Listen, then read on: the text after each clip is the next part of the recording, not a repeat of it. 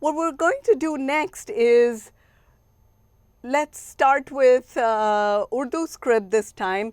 Write it right to left. Okay, the sounds, the order, the labeling, everything remains the same except we're going right to left. Okay, there's nothing.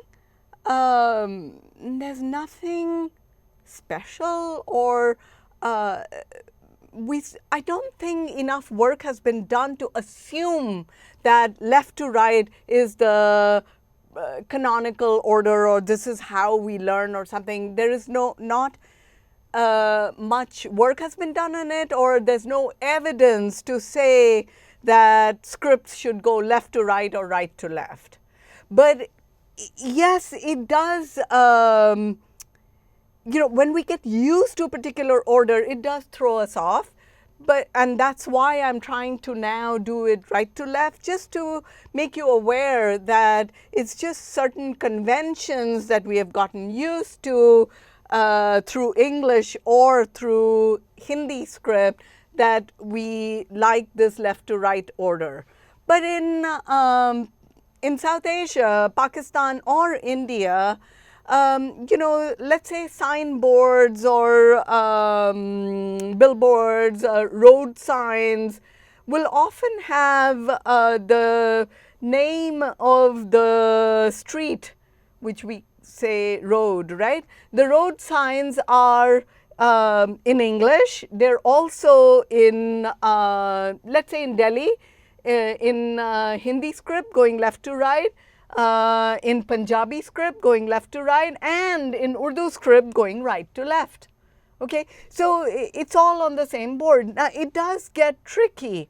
In Pakistan, they tend to have it in English and Urdu script, and English is going left to right. Urdu script is going right to left, and people just know that if it is in Roman letters, you read left to right. If it is in Urdu script, you read right to left. It gets slightly interesting when on billboards, suppose you have,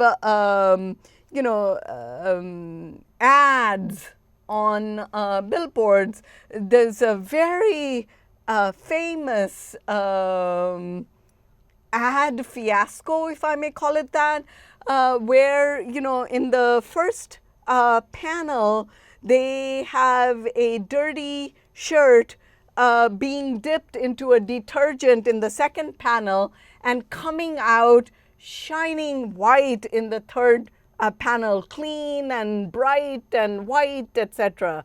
But what they forgot is that people who are used to Urdu or Arabic are looking at a bright, clean, white shirt being dipped into a detergent bucket of suds, in a detergent, and then coming out dirty. So this is a matter of perspectives and being able to associate with things in the correct way, right? It just gets you thinking. All right, so keeping the same order, and you can refer to your grid. We start with the velar, move to the palatal, move further up to the retroflex, then to the dental, then to the retroflex, labial.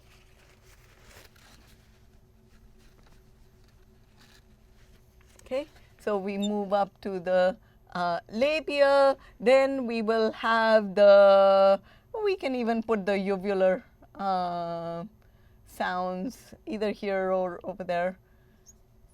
Or we can just put it all together later. Hang on. Bear with me. Let's do the noisy and the vowel consonant, and then do the, let's just call it remainder.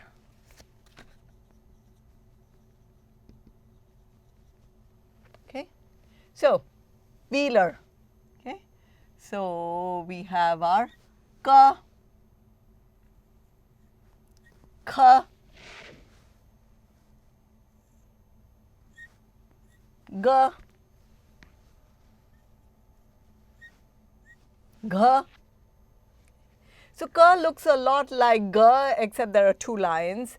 And then ka looks a lot like kha with the addition of the aspiration. Okay. And we have the palatal cha. We have the aspirated cha. Maintain the dots and the placement of the dots. So the dots are below this top placeholder, and there are 3 dots and they are below it. So you maintain the number of dots and placement of dots. Okay, and you add the aspiration. So you get your cha. Okay, you have your ja, and similarly you have your ja. Okay. You have your ta, tha, da, da. And you might wonder why in the da, why is the aspiration separate? And we will deal with this. There are some shapes that you cannot attach to. Okay, you must have a gap after them. Just introducing the idea to you right now. Okay, so we have ta, tha, da, and dha. It's not a very nice da. There. And then you have your dental smiley face, ta, tha, da. And same rule, right? I said some shapes you cannot attach to. By the way, I forgot the retroflexion. So here, the shape is the same, so you cannot attach to it. You must have a gap here before the aspiration. Okay. And then you have your pa, pa, ba, bha. Okay. And you do have your nasal here, ma. Okay.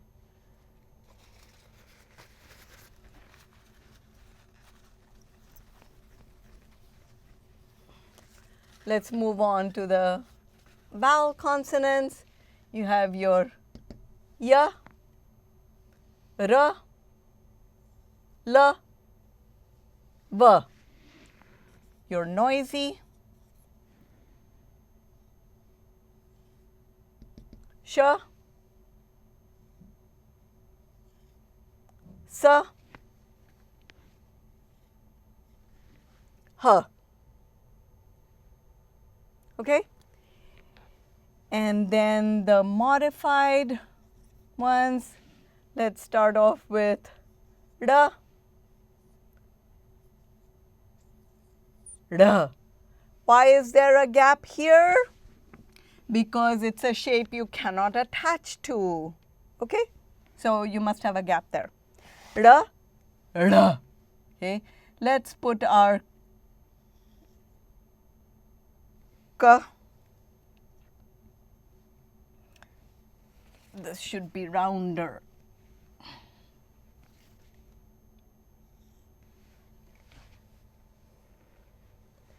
And you have your gha and your kha.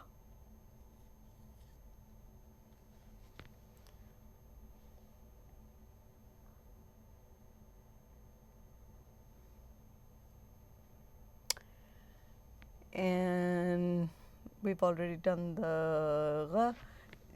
Here, ra, ra, ka, gha, kha, za, and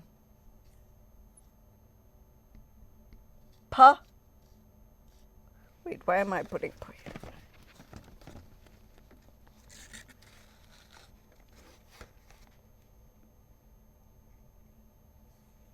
F. By the way, whenever people like me make a mistake, we always find a point to make there. I had put P there. I shouldn't have done that and I removed it. But you will often hear some speakers of different dialects of Hindi-Urdu confuse P and F. Okay? So words like the word for fruit, which is phal, many people will pronounce it phal. Well, don't do that. Okay? And this F is for words that are truly like fikr, which means fikr, or fikr, which means worry, or English words, right? Traditionally speaking, the Hindi dialect of Hindi-Urdu does not really have this sound. However, as I just mentioned, some newer dialects, especially Punjabi-affected dialects of Hindi-Urdu, have started using F for P. Don't do that. Okay. So here are most of the letters. The unusual one is this one, which is J. Okay. Now we will, I think I can fit it actually on this side in Hindi script. So let me do that quickly, okay? Keeping the same order, okay? So, but going left to right. Ka, kha, ga, gha. Cha, cha, ja, jha. Ta, tha.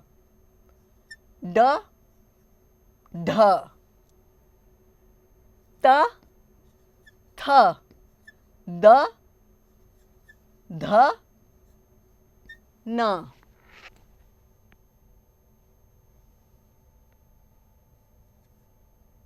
I'd forgotten the na in the Urdu script, added it in. Pa, pha, ba, bha, ma, ya, ra, la, va, sha, sa, ha.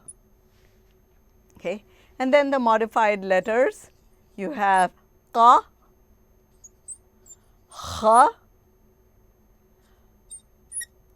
gha, za, fa, and that's it. Okay. Also, don't forget the ra and ra. So, we are done with the consonants for now, and the next segment will be on vowels. Okay, right now just the consonants arranged on a providing some labels arranged on a grid so that the value of the sounds is predictable. And we've been commenting a bit about, let's say, the diacritics used, or modification dots, or in Urdu script, placement number of dots, or how there are some letters and shapes that you cannot attach to in Urdu script. Ciao. Live long, prosper. See you next time.